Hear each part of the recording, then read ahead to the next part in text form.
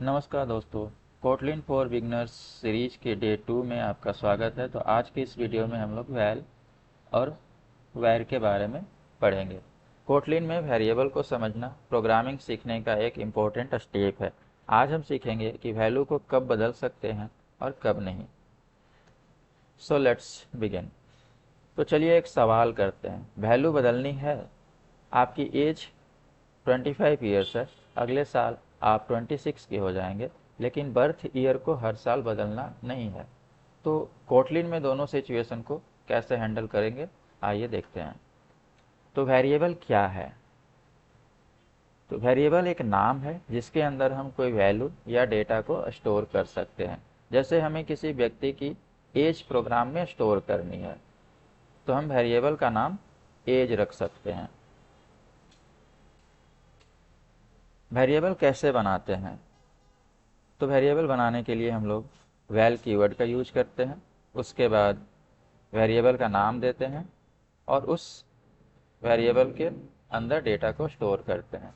तो इसके 3 स्टेप्स होते हैं। वैल यानी कि वेरिएबल डिक्लेयर करने का कीवर्ड, एज यानी वेरिएबल का नाम, और वेरिएबल के अंदर स्टोर्ड वैल्यू।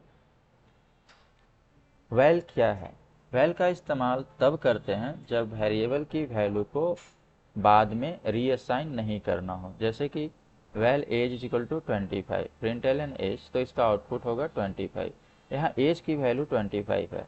इसे रीड कर सकते हैं लेकिन दूसरी वैल्यू असाइन नहीं कर सकते हैं। क्या वैल को बदल सकते हैं? तो val age is equal to 25, फिर हमने एज में रीअसाइन किया 30 को, तो ये val cannot be reassigned, a error throw करेगा। ए एरर इसलिए आया क्योंकि एज को हमने वैल बनाया है और वैल वैल्यू को रीअसाइन नहीं करता है। वैल को याद कैसे रखें? मान लीजिए बर्थ ईयर 1993 है। Val birth year is equal to 1993, तो रीड ओनली। ऐसे वैल्यू जिसे प्रोग्राम में बाद में रीअसाइन नहीं करना है, उसके लिए हम वैल कीवर्ड का इस्तेमाल करते हैं। वैर क्या है? तो वैर का इस्तेमाल तब करते हैं जब वेरिएबल की वैल्यू को बाद में चेंज या रीअसाइन करना हो। Var age is equal to 25, age is equal to 26। तो यहाँ पे क्या हो रहा है, हम लोग वैल्यू को रीअसाइन कर रहे हैं और प्रीवियस वैल्यू को चेंज करके 26 इसमें डाल रहे हैं, तो इसका आउटपुट होगा 26। वैर में वैल्यू बदल सकती है। Age, old value 25, new value 26। क्योंकि एज को वैर से डिक्लेयर किया गया है, इसलिए उसकी वैल्यू को बाद में 25 से 26 किया जा सकता है। कस्टमर की क्यू। सो मान लीजिए एक कस्टमर नाम का वेरिएबल है जिसमें 10 वैल्यू असाइन किया गया है। उसके बाद कस्टमर में रीअसाइन करते हैं 8 वैल्यू और देन प्रिंट करते हैं, तो आउटपुट आता है 8। तो इसमें क्या होता है कि शुरुआत में 10 कस्टमर थे, 2 कस्टमर चले गए, इसलिए अब संख्या 8 हो गई है। वैल्यू चेंज हो सकती है, इसलिए यहाँ पे हमने वैर इस्तेमाल किया है। वैल vs वैर, इसका डिफरेंस क्या है? तो वैल जो होता है वो रीड ओनली वेरिएबल होता है। इसमें हम वैल्यू रीअसाइन नहीं कर सकते हैं। और वैर जो होता है म्यूटेबल वेरिएबल होता है, इसमें हम लोग वैल्यू रीअसाइन कर सकते हैं। अब यहाँ पे हम लोग याद करने का एक तरीका है। वैल्यू बदलनी है, पहले सोचिए।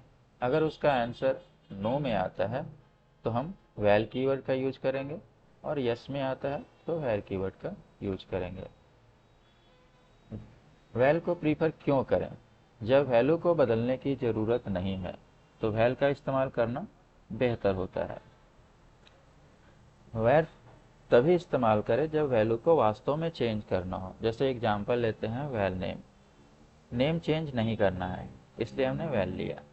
एक एग्जांपल लिया वैर स्कोर। गेम के दौरान स्कोर बदल सकता है, इसलिए स्कोर का कीवर्ड वैर होगा। अब यहाँ पे रूल याद रखिए, need change. If answer is no then val, if answer is yes then var. अब पूरा प्रोग्राम देखते हैं। यहाँ पे एक मैंने मेन फंक्शन ले रखा है, इसके अंदर एक वैल नाम का कीवर्ड लिया है, इसके अंदर विकास नाम को असाइन किया है और एक दूसरा वेरिएबल लिया है जिसे हमने वैल कीवर्ड के थ्रू डिक्लेयर किया है और उसके अंदर वैल्यू इंडिया रखा है।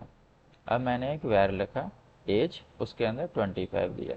अब एज में रीअसाइन किया 26 को और देन हमने तीनों को प्रिंट किया। तो नेम और कंट्री की वैल्यू चेंज नहीं हो रही है, इसलिए यहाँ पे हमने वैल कीवर्ड का यूज किया है। एज की वैल्यू चेंज हो रही है, इसलिए हमने इसे वैर कीवर्ड का यूज किया है। वैल नेम कोटलिन, कोड देखकर बताइए। Val name Kotlin, name is equal to Java. क्या यह कोड रन करेगा या एरर देगा?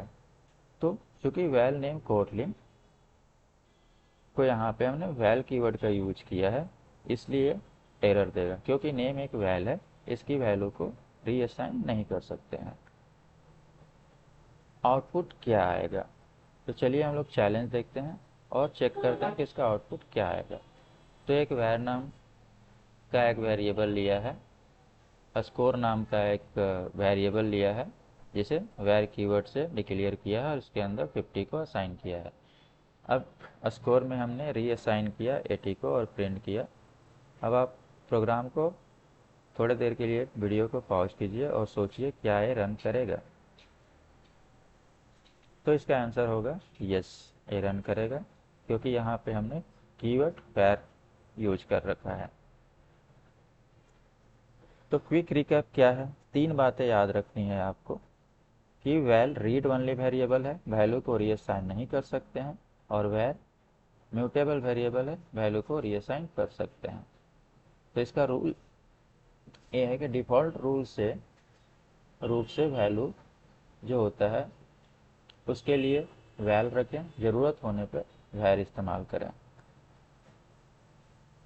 तो आज की वीडियो में आपने जाना कि वैल और वैर का हम लोग कब और क्यों यूज करते हैं। तो नेक्स्ट लेसन में हम लोग देखेंगे डेटा टाइप एंड फ्रेंड्स के बारे में। So keep learning, keep coding and subscribe my channel. Thank you.